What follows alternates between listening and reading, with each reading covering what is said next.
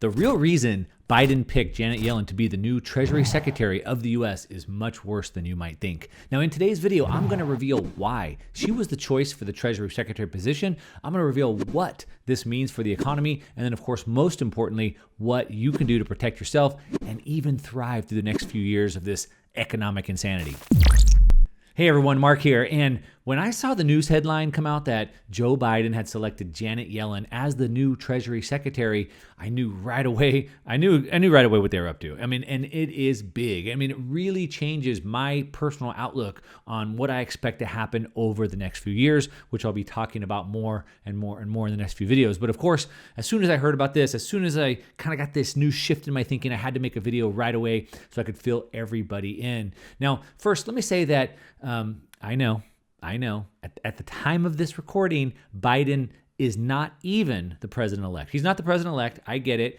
There's still a lot of pending court cases to happen. It could still be overturned. Trump could still win. I get all that. There's recounts happening. There's lawsuits. And so he has not been named as the president-elect yet. But until they get that resolved and until Congress announces Biden the winner, he's not. But like I said, with that being said, the path that Trump has to actually winning the presidency is very, very narrow. And the implications of what these moves are that are being made right now, especially in regards to our own financial future, they're huge. And so we need to be preparing for them right now. I mean, I'm planning for the next year or two right now, making some massive decisions in my own life over the next year or two based off of what I think is going to happen. And so if you're doing that like I am, as you should be planning ahead, then you need to know about this stuff. And of course, 2020, we're almost at the end of the year, and 2020 has been a heck of a year. I think most of us wish that we could just get past this. It's like 2020 is a year that like anything could happen, right? If we've learned anything, it's that we need to be prepared for anything. And it also seems that like as soon as something bad, like let's say like lockdowns, like they're lifted, then all of a sudden they come back around again, right? Again and again and again. And that's sort of what I felt like when I heard the news last week that Joe Biden had chosen Janet Yellen to be the next Secretary of the Treasury and to become the very first woman to ever hold that position. Now, I say this is like a 2020 pandemic repeating nightmare because if you're not sure who Janet Yellen is, well, we already had her running the Federal Reserve. She was already running the Federal Reserve. She was already messing with the controls, the dials, the levers, the switches, but she left that job back in 2018. It's about 2 years that she hasn't been there. And then we thought that maybe she'd no longer be able to do any harm. But again, like another round of lockdowns, here she is again, returning to public service. But the question I want to answer today is why? Why is she back? Why is she the person that was tapped to have this role? And, what is it that Biden was looking or saw in her that as being the previous Fed chair that makes him want to bring her back as the Treasury Secretary today? So let's dig into this. And then the answer that I'm going to give you, it might just surprise you. All right. So first, you need to understand. The first thing you have to understand is that there's two different organizations, and then you need to know what the differences are between them. So we have the Federal Reserve, which she was on before, and now the Department of the Treasury. So what are the differences of those two? So the role of the Department of the Treasury and the Federal Reserve, they're both important, and they both have distinct roles, right? But they are interrelated roles that play into the economic policies of the United States. Now, first, the Department of the Treasury, it's headed up by the Secretary of the Treasury, which Janet Yellen has been nominated for. And it reports directly to the President of the United States and is responsible for carrying out the fiscal policy determined by Congress. Now, if you don't know what fiscal policy is, it's basically how the government's adjusted spending levels and tax rates. So it's the fiscal policy is the government and how it manages its spending levels and tax rates. It also monitors and it influences the economy. Now, the Federal Reserve, on the other hand, it does not report to any elected official. It's an independent organization, and it's formed by its member banks. Now, the Federal Reserve, or as we typically refer to it as the Fed, is responsible for supervising banks and managing monetary policy. All right, monetary policy is a sister strategy to fiscal policy in which the central bank influences a nation's money supply. All right, so that's kind of the difference between the two. Now that you know the roles of those two different agencies, hopefully that helps you better understand why Biden would want to tap a previous Fed chair. And that is because having someone who already knows the inner workings, knows the policies of the Federal Reserve intimately, they know the people there, they're friendly with all the people there, they're going to be able to get the two sides sides to work together much more seamlessly, which seems like it might be a good thing, but let's wait to the end and see if it is. Now, it's almost like if they're working together seamlessly, it'd almost be like the merger of these two agencies, if you will. Hint, hint. I'm going to get to that. All right. Now, the Biden administration has really big plans to spend lots and lots of money, lots of government stimulus, and it's money that the U.S. doesn't have. All right. We're already, just with our discretionary spending alone, our non-negotiable spending, it's 140% of the income of the tax receipts coming in. So we don't have any money to spend. Not only are we spending 140% just on our non-negotiables, not including everything we're spending, not only are we spending that, we have whatever it is, pushing almost $30 trillion of debt. So how do we get this money? How do we get all this money that Biden wants to spend? Let me give you a couple examples of that. So, for example, members of the Biden economic team want to usher in something known as a Green New Deal. Now he's saying it's not a Green New Deal. He's calling it the Biden plan, but it's about the same thing. And basically, they aim to spend trillions of dollars on green energy initiatives, which of course sounds good, except we don't have trillions of dollars. But if without the Democrats being able to take over all houses of the government, the House and the Senate, and specifically being the Senate, because the Senate is the one that holds what we say the purse strings of the government. They're the ones that would approve those budgets. So without the Senate, without them controlling the Senate, without them being able to approve that money spending, then Biden's team could find themselves limited on what they can actually do. And this is where it all comes together, all right? So the Federal Reserve and the U.S. Treasury, they can team up in a creative and let's call it an unorthodox way and pull off technocratic maneuvers that the majority of people just don't understand, all right? And that's why I'm going to explain it to you. Now, if the Fed and the Treasury are willing to bend the traditional rules, which of course they are, right? We've seen them doing that ever since the pandemic happened. Or if they're even willing to break them a little bit, which of course there are, well, then there's a whole lot they can do. Now, currently we have Jerome Powell as the head of the Federal Reserve, and he's gone on record repeatedly expressing his opinion that the U.S. government should do more to help the recovery, do more than they're already doing, more than the $5-6 trillion they printed in 6 months.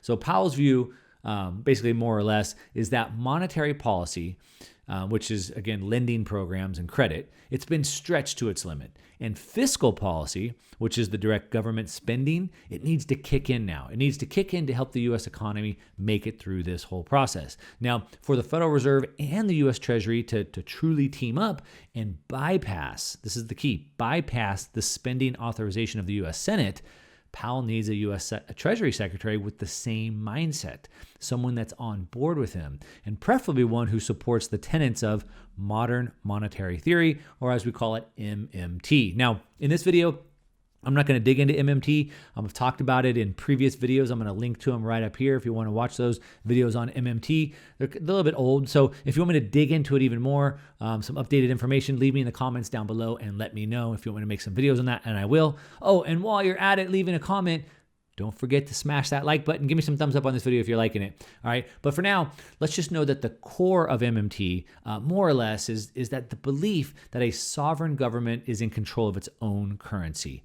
All right. So right now, the Federal Reserve is not the government, and they're in control of the currency. So MMT says, forget the Federal Reserve having it. We want the government to have control of its own currency and the debt markets, and that they want to do that so they have no spending constraints, so they can just basically spend as much as they want. I guess the only constraint would be inflation.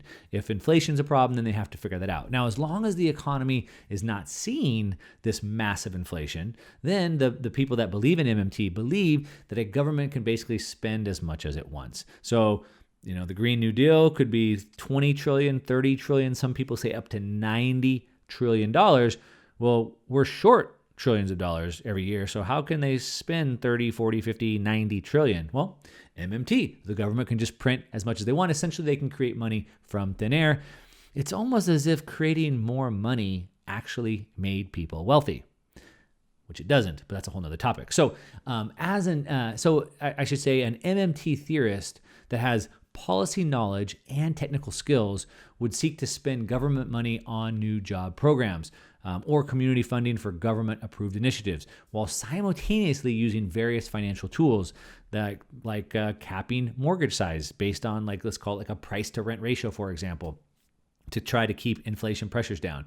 And this is why I believe Janet Yellen was picked to be the next U.S. Treasury Secretary. In my view, the incoming U.S. Treasury Secretary has to be pro-MMT. They have to be. There's no way we can move into these new policies without that. I mean, even if Janet Yellen's never even said the word modern monetary theory out loud, and actually in her case, she was even a little bit outspoken about it in the past, but I think she's probably changed her mind, because if you put together a Fed chairman who's pro-fiscal, like current Fed Chair Jerome Powell, and combine them with a U.S. Treasury Secretary who's pro-MMT, like Yellen, and you mix them, right, with a willingness to bend and break rules, like they both are, then of course, what do you get? You get trillions of dollars in the hands of consumers and communities in ways that a Republican-led Senate, they can't stop it. So they're bypassing the government to basically do their own financial meddling, if you will.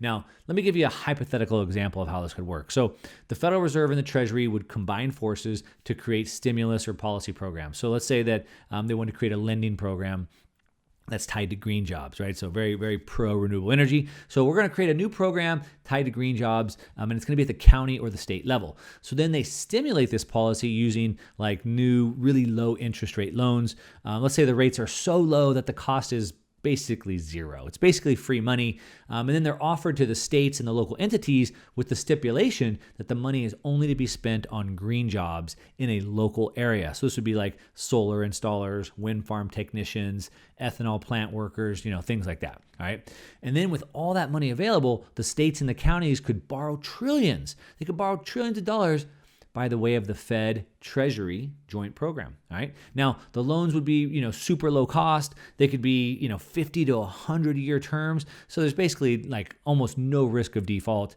There'd be no performance reckoning for, many, many years. Meanwhile, hundreds of billions or even trillions of dollars in credit are going to be distributed out in loan form to the states with the stipulation that the money is spent on jobs or infrastructure type improvements immediately. So like this stimulus, it's infrastructure stimulus. Now, if you're not clear on how the banking system works today, you might be confused by this example. So you see, currently, when we hear the Fed, the Fed is printing money. I say it a lot, right? The Fed's printing money. The money printer goes brrr, right, or whatever it is. Well, that's not actually correct. It's not how it works. So the Fed doesn't create money. Instead, what it does is it creates bank reserves, all right? And when the banks get these reserves, it allows the banks to create more debt, all right? And they do that. They can create the more debt because now they have more reserves that the Fed put on their books. Now, when the banks extend credit, they are the ones that are in fact creating money, all right? When that entity borrows from the bank, when they draw on that line of credit, when they take the loan, now that new loan is what's created the money. So all our money is debt. If you want to know all about how money is created and we have a debt-based money system, leave me a comment down below and I'll dig in more to that. But the point is that with a little creativity and some, should we say, artful rule breaking, the Federal Reserve and the Treasury can combine to do this, all right? They can do it in a partnership with banks, or they can just bypass the banks altogether. But to make this happen, the key is you need both the Federal Reserve Chairman and the new U.S. Treasury Secretary to play ball together, all right? And they both have to have the same pro-fiscal, MMT-style goals in mind for stimulating the economy. And then when the Fed and the Treasury work together, like I said, they don't need the Senate, which is controlled by the opposing party. See what I'm talking about? They're going to be able to get trillions the way that they want through this MMT experiment that's basically been started since about March of 2020 with this initial emergency response that we've seen to the pandemic. And it looks like it's going to continue with almost no end in sight, at least one way or another. So what does all this mean to you and me? All right, so we get it. Mark, I understand they're going to combine, they're going to bypass the government, they're going to fund all these programs unlimited as much as they want, spend trillions and trillions of dollars. But what does that mean to us, right? Well, for us as investors, as business owners, as employees, or whatever, whether you like this news or not, it does mean that there's going to be lots of more dollars and currency that's going to be created and spent into the system. And what does that mean? That means more inflation. It means higher asset prices. And at the same time, as prices are going up, it means a reduced purchasing power from your dollars. So you need to understand that so you know how to protect yourself, right? So in order to protect yourself, you need to do two things. First, you need to hedge your wealth against inflation. So what that means is you need to put your wealth your money, whatever you want to call it, your wealth, into assets that are going to inflate along with everything else. All right. So you don't want to just sitting in dollars in the bank. You want it in assets that will inflate with everything else, so that you can preserve your purchasing power. So this would be like stocks, commodities, and some real estate would also be in that inflationary assets thing.